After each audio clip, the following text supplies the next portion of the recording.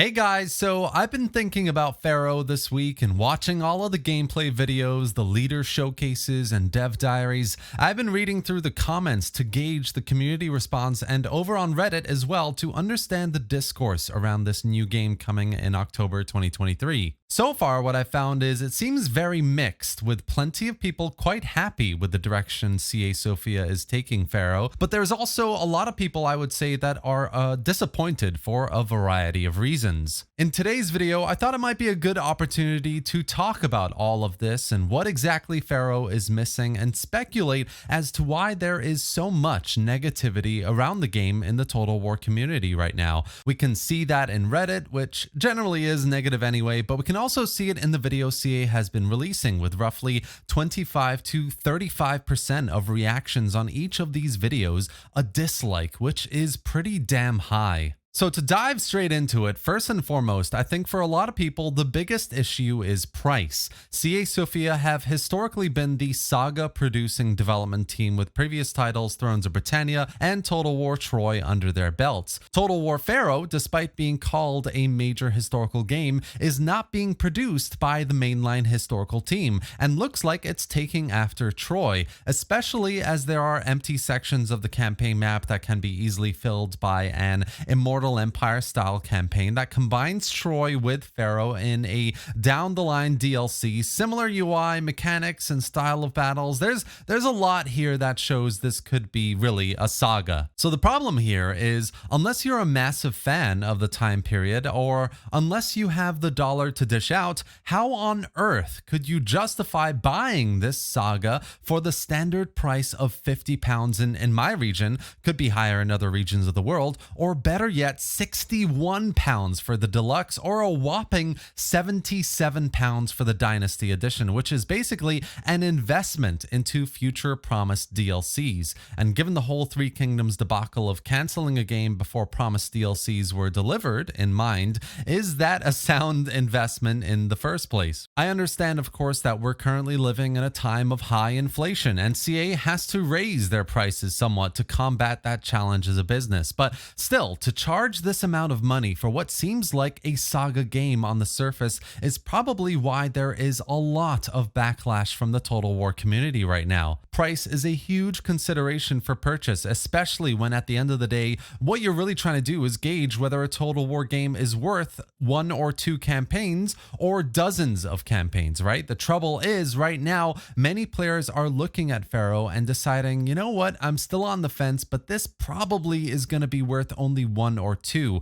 Hence, it's not going to be very good value for money. The second issue with Pharaoh, and there is clearly a lot of commentary and discourse on this weekly on the Reddit community and in the comment section of these videos, is it's not what the community was expecting. I enjoy the idea of a Bronze Age game personally. I think there's a lot of potential here, and there's a lot I like about Pharaoh, don't get me wrong, but loads of Total War players, especially historical players, of which, just to remind you by the way, roughly at the moment is at a peak of 36,000 players across all of the historical titles, are actively waiting for a return to the roots of the series. What I'm talking about, of course, is an official new medieval, a Shogun, Rome, or better yet, a gunpowder era game with an Empire 2 or a Victoria Total War.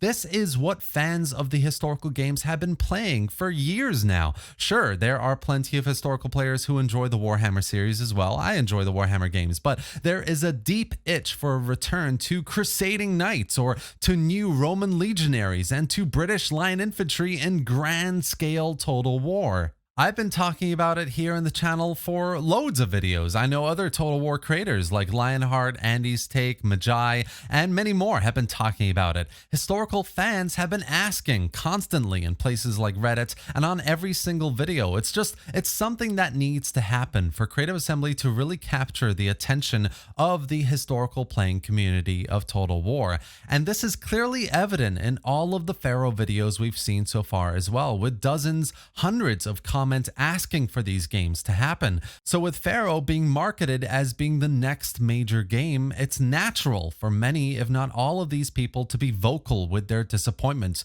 more vocal than ever before. We've had rumblings of leaked news here and there, and especially as the mainline historical team are supposedly working on something else completely, there is hope, of course, that CA might be working on something like an Empire 2 or a Medieval 3. But to see the marketing around Pharaoh call it a major title, to see this same style of character-focused, smaller scale Troy-type saga be made again, especially if it's just a filler, and especially at CA's current pricing strategy, just seems like a big slap in the face for many people who have made their wishes for a new title known for a long time now. Finally, I think it's important to recognize the fact that Pharaoh is a historical game, but it's missing a ton of historical features. Despite the return of battle mechanics like matched combat animations, unit stances, or campaign mechanics like engaging with a cultural court or developing regional outposts, there are plenty of historical mechanics that have been taken out of the equation, and that degrades the value of this game as a potentially historical title. The best example of this that I can give you is a leader-focused faction rather than an identity-focused one. The difference between playing the Crusader state of Jerusalem, for example, in Medieval 2 and playing Ramses II in Pharaoh is, as the Crusaders, your important characters can die, but they have families. Heirs can continue their ambitions. You have geopolitical situations that you can reenact as in history or go against with your own sandbox playstyle. And more importantly, you have a major cultural difference between yourself, the Byzantines, the Muslims, and then of course the invading Mongols. Here in Pharaoh, though, what happens is you play as a character, not as a faction. The motivations of the faction are tied to the context of your leader, his benefits to his army, his play style in battles, and his individual motivations rather than that of a people, a growing society. It's not the Crusaders versus the Muslims, it's Ramses versus Ursu, and that narrows down the objective of play by a mile and takes away from the grandeur of large-scale total war.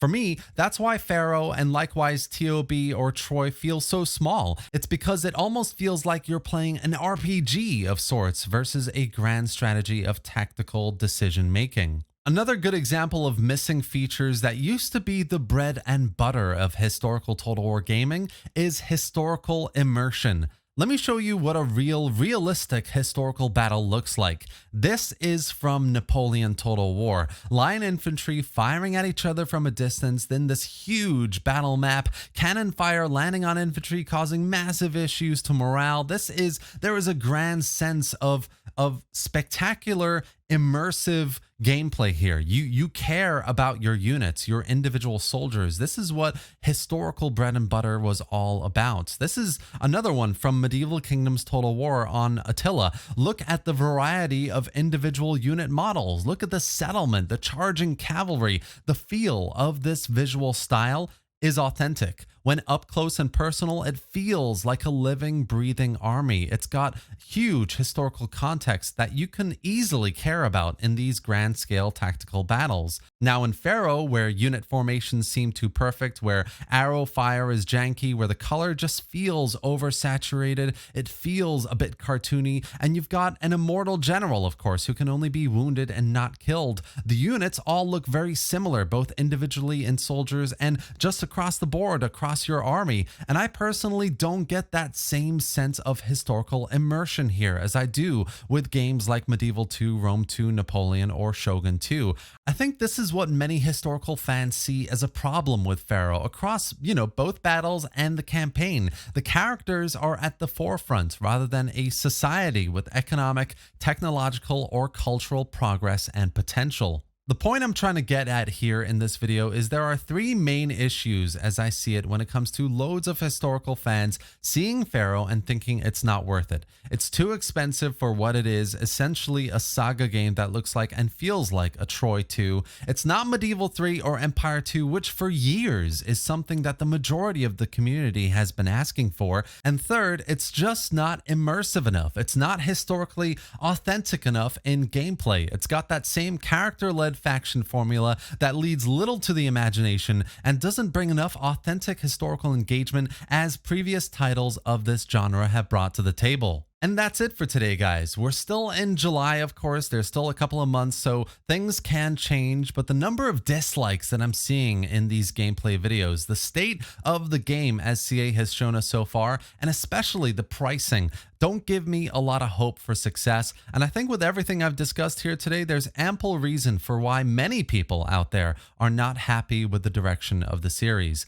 I hope it does turn out to be a fun game. There's still lots about Pharaoh that I do like the look of, but I also hope that CA are working on something that truly does justice and does capture the attention of historical players. I hope you enjoyed this video and found it informative. If you did, do give it a like and drop any thoughts or questions in the comment section below. Subscribe for more Total War content, gameplay, and news just like this. And thanks for watching, guys. I'll see you next time.